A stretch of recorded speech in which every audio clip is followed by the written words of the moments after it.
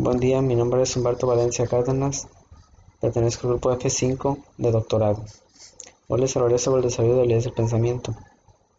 Se ha considerado que uno de los más graves errores de la educación tradicional es fomentar que los alumnos aprendan los productos finales de la investigación científica, en vez de propiciar en ellos el proceso de la investigación misma, ya que de esta manera no se les enseña a pensar ni a ser críticos y reflexivos.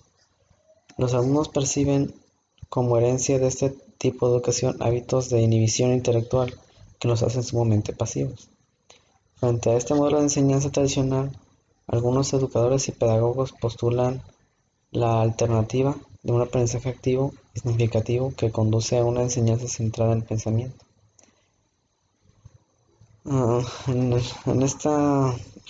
En esta práctica que estoy dando me refiero en primer lugar al surgimiento de la corriente que pretende llevar a cabo la enseñanza del pensamiento en el aula.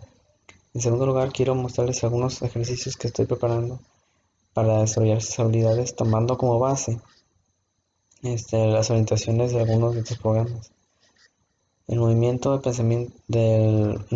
la enseñanza del pensamiento se empieza a gestar en la década de los años 70. En esta época se manifestó un descontento generalizado en el campo de enseñanza provocado por la insuficiencia de los programas de estudio en las escuelas tradicionales para desarrollar las potencialidades intelectuales de los estudiantes. Como consecuencia de esto, empezaron a proliferar en diferentes países proyectos en los que subyacen diversas teorías de aprendizaje, como la inteligencia y el cerebro cognitivo, que tienen en común la búsqueda de métodos y procedimientos diferentes a los comúnmente conocidos que coadyuven al desarrollo de las capacidades y habilidades de los estudiantes. Un hecho importante que contribuyó al desarrollo de esta corriente fue la divulgación de las teorías sobre la conexión entre el pensamiento y la educación de Gilbert Ryle, expuestas en el ensayo de Thinking and Self-Teaching.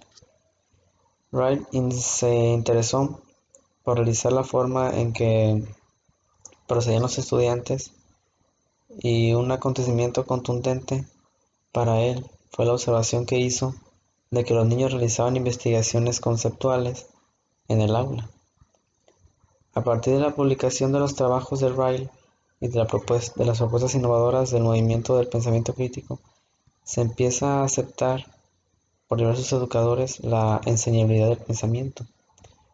Se produce un giro en la educación que se trata de animar a los alumnos a que reflexionen en lugar de obligarlos a aprender lo que sus profesores habían sido obligados también a aprender, y que se dedicaban solamente a transmitir a sus alumnos. Se planteó entonces la necesidad de mejorar el pensamiento en las aulas, así como el desarrollo de instrumentos curriculares y pedagógicos que ayudaran a la enseñanza del pensamiento. Uno de los primeros problemas que enfrentó este movimiento consistía en la falta de estudios y análisis que mostraran cómo deberían enseñar los profesores para contribuir a estimular e incrementar las capacidades del pensamiento. Mejorar el pensamiento de los alumnos en el salón de clases implica mejorar su lenguaje y su capacidad discursiva. La expresión del significado se desarrolla mediante la adquisición de habilidades de la escritura. El origen del pensamiento es el habla, y el pensamiento organizado surge por el razonamiento. Muchos educadores ponen en manifiesto que aprender a hablar, aprender a pensar y aprender a razonar están mutuamente ligados. El razonamiento es un aspecto del pensamiento que puede ser expresado discursivamente y que es susceptible a ser examinado mediante una serie de criterios lógicos, como la validez o no la validez. En nuestros días nadie duda de una de las metas fundamentales de la educación es enseñar a la gente a pensar, y que para estimular y mejorar el pensamiento en el aula es necesario estimular el lenguaje y realizar procesos en los procesos del razonamiento. Nos preguntamos ahora hasta qué punto se afecta el rendimiento académico de los alumnos por la deficiencia del pensamiento. La lógica y la sintaxis forman parte importante del lenguaje cotidiano.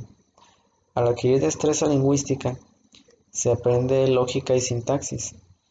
El niño, por ejemplo, aprende a colocar los sujetos antes de los predicados. Infiere que la negación del consecuente de una condición implica la negación del antecedente. Todo esto sucede incluso antes de que empiece la escolarización.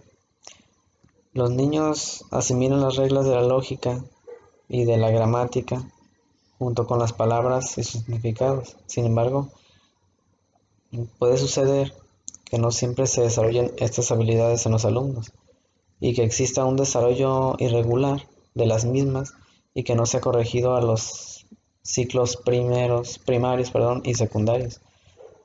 Cuando esto sucede, los alumnos llegan entonces a tener serios problemas al enfrentarse a materias más complejas del bachillerato como la lógica, las matemáticas, la física, la química, etc.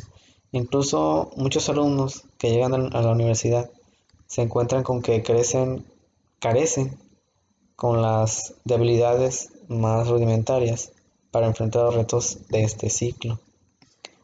Considero que una tarea importante consiste en concientizar, sensibilizar y preparar a los profesores para que a su vez puedan instruir a los alumnos en ejercitarse en dirigir un pensamiento confuso, en distinguir un pensamiento confuso de un pensamiento eficaz, un razonamiento correcto de un incorrecto. Si se da a los alumnos oportunidades de razonar sobre cuestiones relevantes que sean de su interés, estos podrían desarrollar más fácilmente sobre el pensamiento. Razonar implica descubrir los supuestos sobre los que se asientan nuestras afirmaciones, crear o realizar inferencias sólidas o válidas, ofrecer ofrecer razones convincentes, hacer clasificaciones y definiciones defendibles, articula explicaciones y descripciones, formular juicios, realizar argumentos coherentes, en definitiva, tener sensibilidad hacia los aspectos lógicos del discurso que no han sido tomados en cuenta en general en todos los sistemas educativos. Con el movimiento para la enseñanza del pensamiento se detectó la importancia de poner un mayor énfasis educativo en el desarrollo de habilidades del pensamiento de los estudiantes. En este sentido empezaron a sugerir una gran cantidad de programas innovadores, cuyo objetivo principal consistía en promover y reforzar la enseñanza de esas habilidades en los recintos escolares. Se detectaron las siguientes orientaciones. En primer lugar, podemos mencionar los programas que toman como base las operaciones cognitivas. Estos programas se caracterizan por analizar las dificultades del pensamiento como una deficiencia para manejar algunos procesos cognitivos. Tratan de desarrollar y reforzar las operaciones de la comparación, la clasificación y la inferencia, porque son consideradas como operaciones esenciales para la cognición. Suponen que reforzando estas operaciones se mejorará en general la capacidad de pensar. En segundo lugar encontramos los programas de orientación heurística. Estos programas tratan de proporcionar a los alumnos diversas estrategias de solución de problemas que sean aplicables en diversas esferas, así como también una comprensión de las condiciones específicas bajo las cuales cada estrategia es apropiada. Se considera que la habilidad para pensar es una cuestión de saber cómo. En tercer lugar encontramos los programas que corresponden al enfoque del pensamiento formal. Estos programas tienen una perspectiva piagetiana. Parten del supuesto de que muchos estudiantes tienen dificultades porque no han podido avanzar del estudio preformal para el desarrollo cognitivo.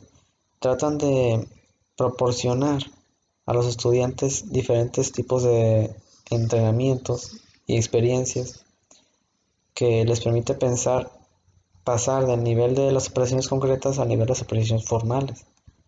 Los programas que se clasifican bajo la orientación del lenguaje y la manipulación de símbolos usan el lenguaje y los sistemas simbólicos como medios para expresar los resultados del pensamiento. Se esfuerzan para mejorar la habilidad para pensar en el desarrollo de las habilidades para hablar y escribir.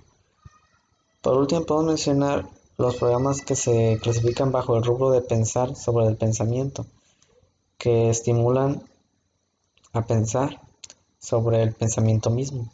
Hacen énfasis en que los alumnos cobren conciencia de sus propios procesos del pensamiento. Parten del supuesto de que se comprende mejor lo que es el pensamiento, se mejorará la propia capacidad para pensar.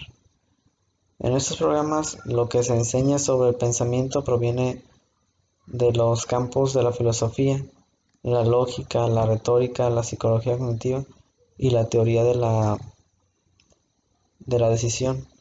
Es conveniente hacer notar que los programas mencionados anteriormente contemplan diferentes campos de aplicación.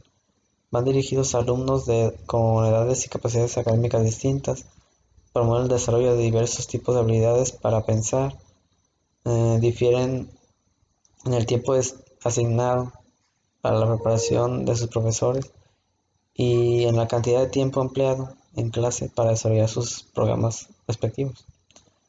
Una característica de esos programas que es necesario resaltar se refiere a la función de los profesores, que ya no consiste en transmitir conocimientos o informar a los alumnos, sino que en ser un orientador que fomenta la curiosidad, la investigación, la creatividad y primordialmente ayuda a los alumnos a que participen, exploren y descubran por sí mismos. Muchas gracias. Esto fue todo. Hasta la próxima.